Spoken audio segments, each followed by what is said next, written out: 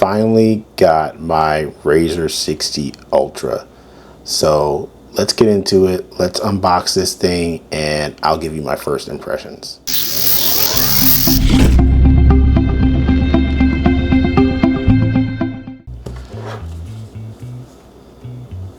All right, Razr 60 Ultra. I'm probably gonna need a pen to get into this thing. I am really excited about this phone. This is kind of like the great surprise of 2025 for me because, for one, there's a huge nostalgia factor, right? Like, I am 100% an original Razr owner. This was back before, I'm an elder millennial, so this is back before the iPhone came out. I think a lot of people mark the iPhone as like the first major smartphone. But no, there was smartphones all over the place before the iPhone. And in my personal opinion, the iPhone was never the coolest smartphone. I'm talking about back in the days of like the HTC Touch, the Moto Q, the Moto Sliver. Motorola used to make the best phones. It was the status symbol phone was to have a Razr, and I had one. So this brings back a lot of nostalgia for me. The other reason I'm super excited for this phone as we get into it is that I am actually a big foldable enthusiast. I love foldables. I love that Motorola has said, listen, this is our foldable and it's the best phone that we make. If you want a flagship candy bar, go somewhere else. I do think foldables are the future, so that Motorola has put their stamp on it is amazing, and I love that. So I really hope that this phone does well. I hope it sells well. And all signs are pointing to it doing that because it took me a little while to get my phone, presumably. At least that's what my email said, is because there are so many orders, and I hope that that's true. But man, okay, here's the README, here's the paperwork. But let me show you what everybody wants to see, right? This is the device itself, and if you know anything about me, it's black, right? It's just jet black. I don't do a whole lot of, multicolors. Maybe I'll venture out one day, but part of how I do this thing is I always kind of trade my devices in, and nobody's mad at like a solid black phone or anything like that. So here we have it, the Razr Alcantara. Oh man, that back right off the bat, like I don't know if you can see that, but the material on the back of that is like, it's amazing. Like it feels good. It doesn't feel like a phone at all. Oh man. And I also, speaking of nostalgia, I also got a Clicks case with it. It's not here yet. My Clicks case I also pre-ordered and will be here shortly. But that feels good. It feels premium. I don't think Motorola skimped at all on the build quality. Let us cut this thing on. And no crease. Like, I don't know if you can see that, but I'll try to get it. Look at that. That is an almost non-existent crease. I love it. Oh wow, look at that front and the back. The Razr. Can it tell what I'm looking at? So much nostalgia I'm having right now. I don't know, this is already for me like, okay, so let's talk a little bit about the specs. So there is, in this itty bitty package, there is a Snapdragon 8 Elite in here. Motorola gave you 3 50 megapixel cameras. Yes, this inner camera is also a 50 megapixel. These two are 50 megapixel as well. The one area it may fall short is the lack of a telephoto camera. Now, I know a lot of people say, hey, I don't use a telephoto camera. I'm not one of those people. I'm not here to lie to you. I use a telephoto. It's one of my favorite features of my current daily.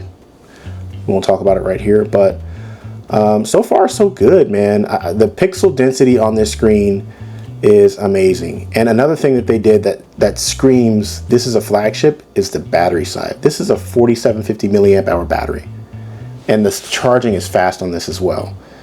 This is a flagship, and I think the market needed it. The US market needed it. this phone, and I'm going to go ahead and tell you, I'm going to review it in depth. But this phone for me is going to be compared directly to the S25 Ultra, right? It's got to go head to head with the best of the flagships. Now, because also the price, right? The price is right up there with the S25 Ultra. I think the 1 terabyte for me cost $15.99. I also got the free storage upgrade, and I went ahead and sprung for the care pack. I think with foldable phones, you should still buy the insurance, just because if there is any durability concerns. This front screen is cool too. This is just a cool looking, feeling device. That hinge is pretty premium, and everything screams premium. Everything screams premium right now. I love it. I can't wait to dig into it. I can't wait to see how this stacks up, man. If this is going to be my daily going forward, or is there going to be something that sends me back to my current daily? But yeah, that's all for now. Review will be coming, and I'll let you know what I think about this in depth. And I just spent pretty much 24 hours with the Razr Ultra 60. This is my video test. This is out of the box, no setting changes, not using a microphone. This is the phone's natural mic. Just doing a quick video recording test, and I guess I'll record some 24-hour impressions. So for one, battery life. I know you don't judge a battery in the first 24 hours, because right now this is like the honeymoon phase for the battery. And man, I gotta tell you, I am in love. I mean, this thing, after a full day, I got up and unplugged at around 7:30 this morning. It is currently 7:30, so full 12 hours. I'm gonna check my screen on time, but I know I have about 30% left. Never touched the charger today. Did my full routine, text calls, video calls all day. I took a video call on this thing, actually. I'll talk about that. That was amazing. To use the 50 megapixel inner camera. I don't know why more foldables aren't doing this. This is actually pretty amazing. It takes some getting used to the size, so I do like larger phones. This phone is kind of on the narrow side for me, but other than that, like, it's been pretty good, I'll say. There is some type of magnet, so I use a lot of MagSafe stuff through my cases. There is some type of magnet in the back of this. It's not as strong as the MagSafe, but there is a magnet, so I'll do a little digging to see what the standard of that is, because it feels very weak, to be honest, but it kind of works. So yeah, I'm in the Galaxy ecosystem, so I do have my Galaxy Watch and my Galaxy Buds and my Galaxy Ring. All of that actually still works on this phone, so don't be afraid to plug and play. So far, pretty happy. Once again, it feels ultra. It feels premium.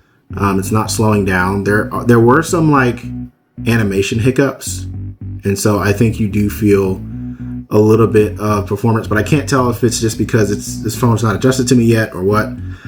But yeah, Razr 60 Ultra, day one impressions, man. It's not giving me any red flags so far, and I gotta say my experience is pretty positive. And one more plus from day one, it's the same level of heads turner, conversation starter as any foldable. I think I love this thing. It gets people talking about technology. People will ask you, what, when you pull it out of your pocket, it's for sure, oh, what is that? Like, I really like also the front screen. I like that a lot more than I thought I would.